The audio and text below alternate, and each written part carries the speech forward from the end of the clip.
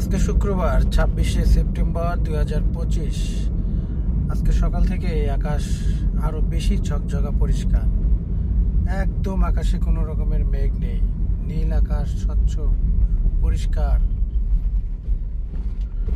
আজকে আমরা আবার যাচ্ছি কাঞ্চনজঙ্ঘা দেখতে। দেখি শহরের বিভিন্ন অ্যাঙ্গেল থেকে আজকের কাঞ্চনজঙ্ঘা কেমন দেখা যায়। চলুন বন্ধুরা, আমরা দেখবো আজকেও। আগে সর্বপ্রথম ধাক্কা মারা ব্রিজ থেকে, তারপর শহরের বাইরে স্টেশনের সাইড থেকে দেখব ল্যান্ডস্কেপ। আর যদি সম্ভব হয় আমরা তেঁতুলিয়া যাব। তেঁতুলিয়া থেকে মেইন যে ভিউ পয়েন্ট সেখান থেকে দেখব।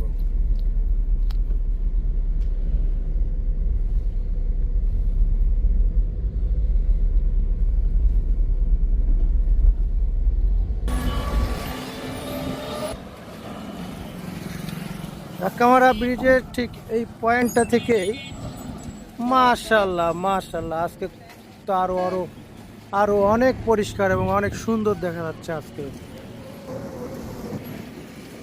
আজকে আরো ডিটেইল এবং অন্য কয়েকটি চূড়াও দেখা যাচ্ছে। পাশের বেশ কয়েকটি চূড়া আরো ভেসে উঠেছে। কালকে শুধু এই বড়টি দেখতে পেয়েছি, আজকে এই পাশে প্লাস গারো পাহাড়টি নাকি আজকে আরো বেশি পরিষ্কার দেখা যাচ্ছে। দারুণ। আসলে ক্যামেরায় ঠিক খালি চোখে যতটা দেখা যায়, ক্যামেরা ঠিক ততটা নিতে পারে না। এটা ক্যামেরার একটা সীমাবদ্ধতা। আল্লাহ পাকের দেয়া যে মেইন ক্যামেরা, আমাদের চোখ, এটি দিয়ে যে দেখা যায় যে দারুণ, সেটি আসলে অসাধারণ।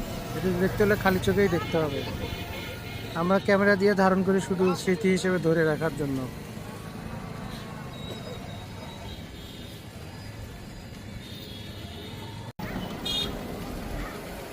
কি হচ্ছে পঞ্চগড় শহরের প্রবেশদ্বার। এখান থেকে, এটা পুরাতন পঞ্চগড় থেকে মেইন পঞ্চগড় শহরের প্রবেশের দিকে হয়। এটা একটা পঞ্চগড় শহর। আর এখান থেকে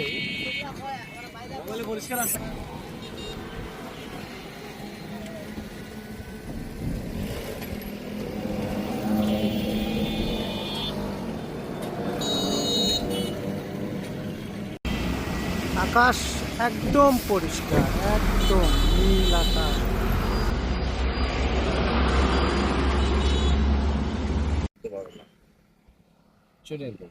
বলো, আমরা কোন পয়েন্টে আসছি বলো। আমরা বলা হয় জেমকন পার হয়ে আমরা রজনী রোড পার হয়ে আর হচ্ছে রেল স্টেশন পার হয়ে আমরা কাঞ্চনজঙ্ঘা একটু শহরের সাইড থেকে দেখার জন্য শহর থেকে বের হয়ে একটু ফাঁকা জায়গায় আসছি। এসে যেটা দেখতে পারলাম, এইরকম পুরা গারো পাহাড়টা কিন্তু অনেক দূর বিস্তৃত।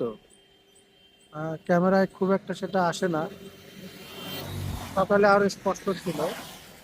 তবে এখান থেকে ল্যান্ডস্কেপে বেশি দেখা যাচ্ছে। আমরা যেটা শহরের ব্রিজ থেকে দেখছিলাম, সেখানে গাছ গাছারির জন্য নিচে অনেক গাছ ছিল, যার কারণে কারো সঙ্গে যে পাহাড়টি সেটি দেখা যায় না। তাই আমরা ভাবলাম একটু শহরের বাইরে চলে যাই, এবং বাইরে এসে যেটা আমরা দেখতে পারলাম, ঠিক ভিউটা এইরকম সুন্দর। আর এটা আরো সুন্দর দেখা যাবে যদি আমরা তেঁতুলিয়াতে যাই, একদম বাংলাদেশের শেষে। আর একটু কাছাকাছি গেলে, সেখানে গেলে আরো হয়তো আরো পরিষ্কার সুন্দর দেখা যাবে। দেখি আমরা যদি তেঁতুলিয়া যাই তাহলে আমরা অবশ্যই দেখাবো। তবে এই দৃশ্যটি ধারণ করা হচ্ছে পঞ্চগড় শহর থেকে জাস্ট 4 থেকে 5 কিলোমিটার একটু বাইরে এসে, আটোয়ারি রোডে। খুবই চমৎকার লাগছে দেখতে।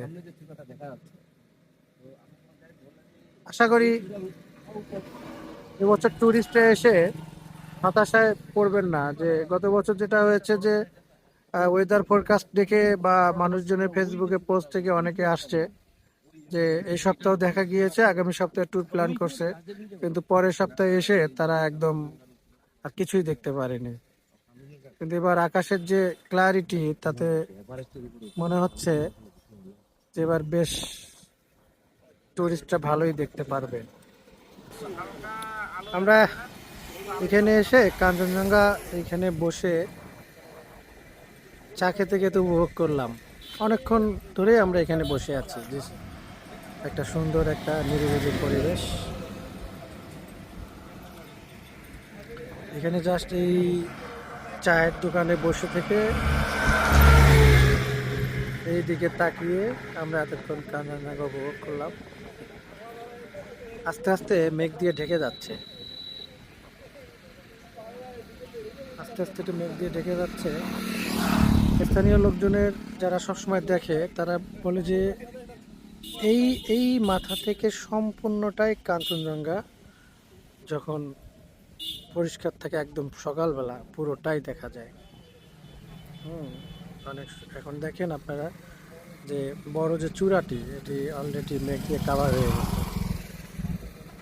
আর এই যে গাঢ় রঙের ইন্ডিয়ান পাহাড়গুলো, ওগুলো আস্তে আস্তে ঝাপটা হয়ে যাচ্ছে। এখন দিন গড়াবে, রোদ হবে, রোদের কিরণ বাড়বে, আর সাথে সাথে এটার ভিজিবিলিটিও কমে যাবে। কাঞ্চনজঙ্ঘা দেখার মেইন প্রধান সময় যেটা বলে একদম ভোরবেলা, একদম ভোরে আকাশে যখন সূর্য উদয় হয় তখন উদিত সূর্যের যে কিরণ এই কাঞ্চনজঙ্ঘার চূড়ার উপর পড়ে সেটাকে রিফ্লেক্ট করে একটা গোল্ড একটা ভাব নিয়ে আসে। ওই ওই দৃশ্যটি খুবই অসাধারণ। ওই গোল্ডিশ একটা ভাব চলে আসে সে তখন সূর্যের বিকিরণের ফলে ওখানে একটা অন্য রকমের একটা রঙের মাত্রা দাঁড় করায়, সেই সৌন্দর্যটা আলাদা। আমরা নিশ্চয়ই সেটাও দেখব ইনশাল্লাহ। যদি ঘুম থেকে উঠতে পারি তবে একদিন ভোরবেলা এসে এখান থেকেই আমরা দেখে যাব।